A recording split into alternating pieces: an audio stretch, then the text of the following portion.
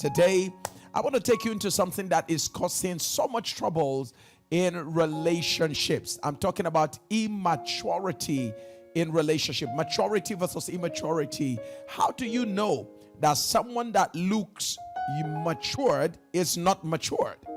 Does age really translate into maturity?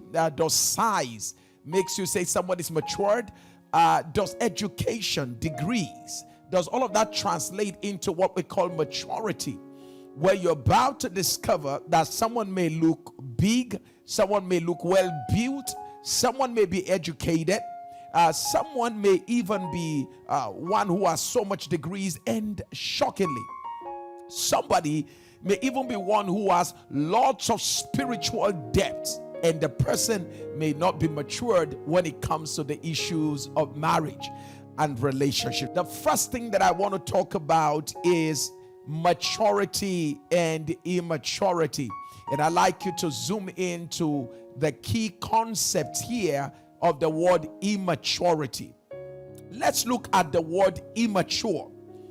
The word immature, it will amaze you to know, actually takes its root from a Latin word that is called immaturitas.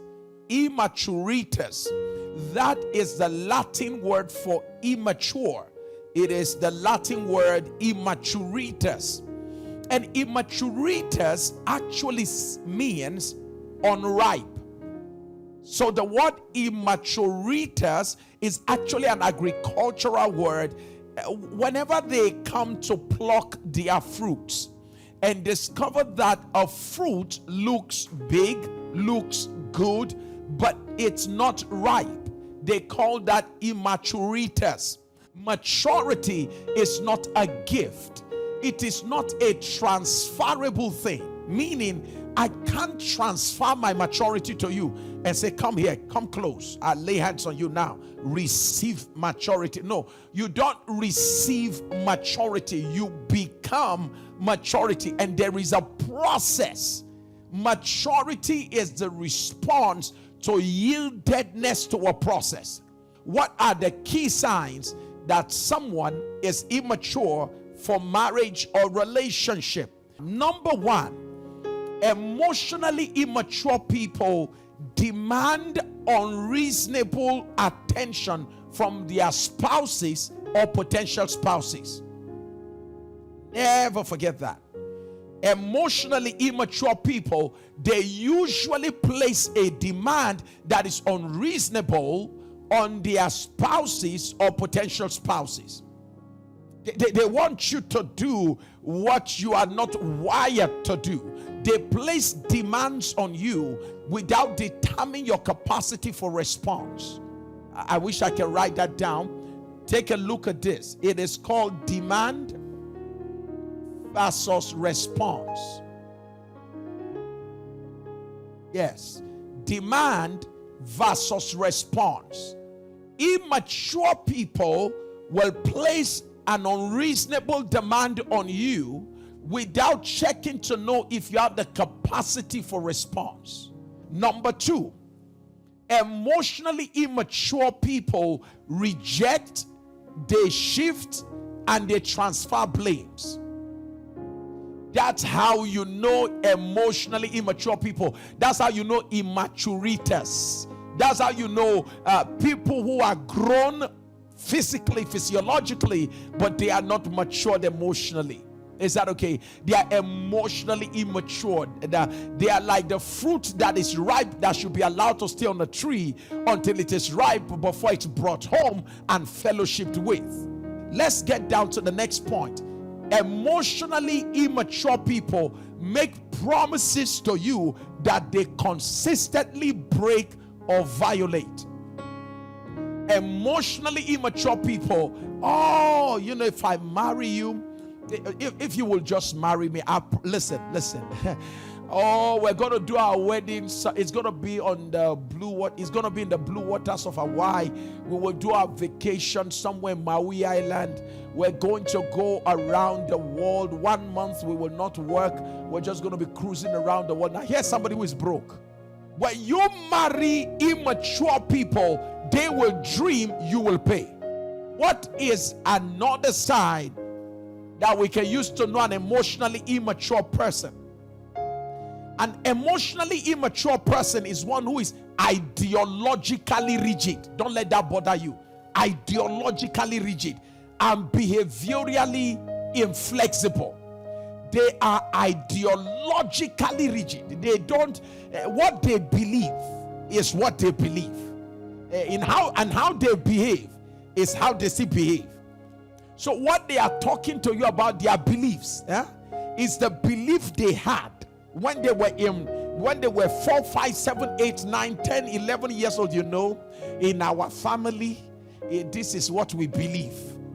And the person begins to quote to you a belief that is outdated, irrelevant, generationally obsolete, non-progressive, unprogressive, a belief system that is self-limiting and relationship destroying, and they believe that ideology. For me, I believe that the way into a man's heart is through his stomach. Who told you that? Another sign of immaturity is that emotionally immature people they are highly critical, they are highly abusive, they are highly demeaning. People who are emotionally immaturitas, they like to criticize people that they're in relationship with. They are highly critical at work, at home, in relationship, very critical, very abusive, and very demeaning. Emotionally immature people, they are extremely distrustful.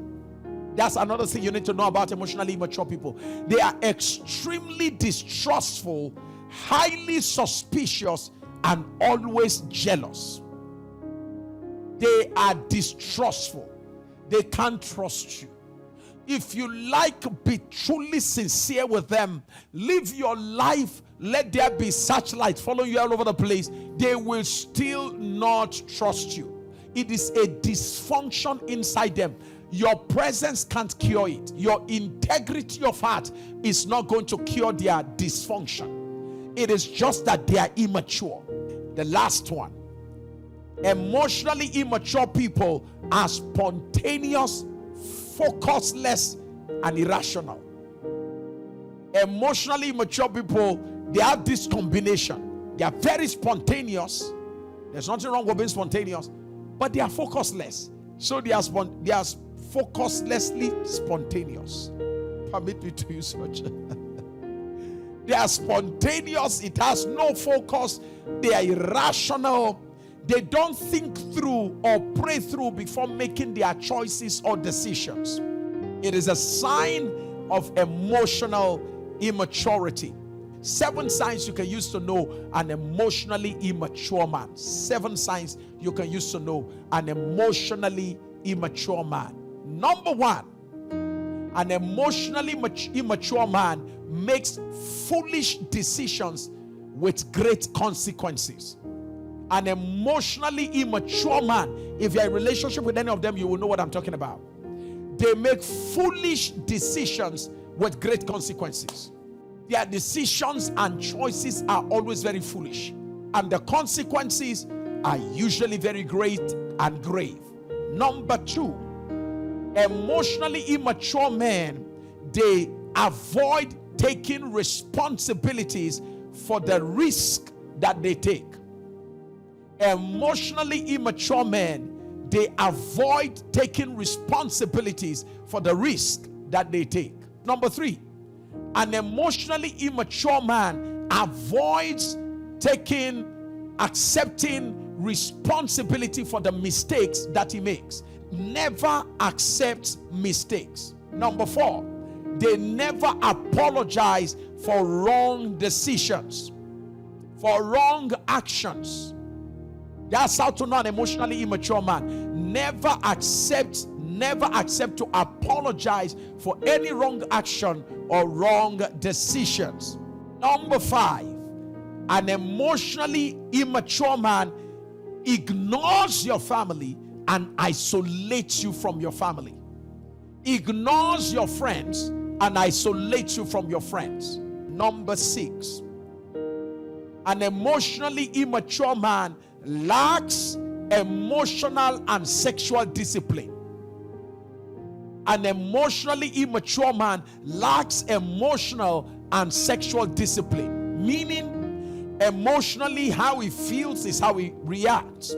He's angry now, he can break bottles, scatter anything, beat you up, and that's how he feels.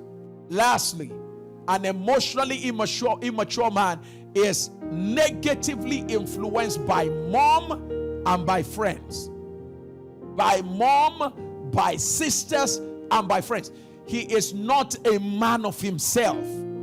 He's not a man who makes his own decisions. How do you know an emotionally immature woman? She exalts her personal needs and wants above you. She exalts her personal needs and her personal wants above you and above considerations, anything that has to do with you. No considerations for you. What she needs and what she wants is superior to how you feel and how you care about how she puts pressure on you. What matters to her is, I need it, I want you to get it for me. Number 2, an emotionally immature woman never apologizes for her wrongdoings. She doesn't accept it and she will never apologize for it. Number 3, how do you know an emotionally immature woman? She condemns and criticizes you whenever things don't go her way. Right now, if you are doling out money, you are buying this, you are doing this for her, you are superhero. But as soon as things don't go her way, she starts throwing tantrums. She uses bad words on you. You are a useless man. She makes a big mistake ever marrying you. Oh my God. And there was some other guy she should have married. Oh, hey, I don't know why I entered this ship. Oh, why did I enter this kind of thing with you? You know. Number 4, forgetful and ungrateful. Emotionally immature women, they are forgetful and ungrateful during periods of temporal discomfort. All you have done before will be jettisoned because of temporal discomfort. Number 5, she is very, very insecure and aggressive towards high-flying women. When they come around you, she becomes insecure. All of a sudden, the woman you were laughing with in the morning, afternoon, before the women came, or before you met with these high-flying women, as soon as you walk away from the place you're driving home, no more response. Anger is taking over. Yo, what did I do wrong? Nothing. And then the passive-aggressive atmosphere just envelopes the whole house. One of the signs of a highly emotionally immature woman is that she always turns differences and conflicts of ideas into combat. Whenever we are just supposed to have conflict of ideas, we are not the same. So we can't see things the same. That's why God brought husband and wife together, for conflict of ideas, so that we can have an hybrid ideas. Emotionally immature women, they turn differences and conflict of ideas into combat zones. Number 7, how do you know an emotionally immature woman? She is very high on nagging, but very low on clear communication. She can nag, but when it's okay, Dad, what are you nagging about? Talk. And she can't clearly communicate her pains, desires, whatever it is that is on the inside of her. But nagging, she's got an alpha when it comes to nagging. Clear communication, she's right on the fail trajectory, because she will not spend time to think through. She finds it more comfortable to use aggression to get attention. The older you get, the more you get to realize that using aggression to get affection is not the best way out.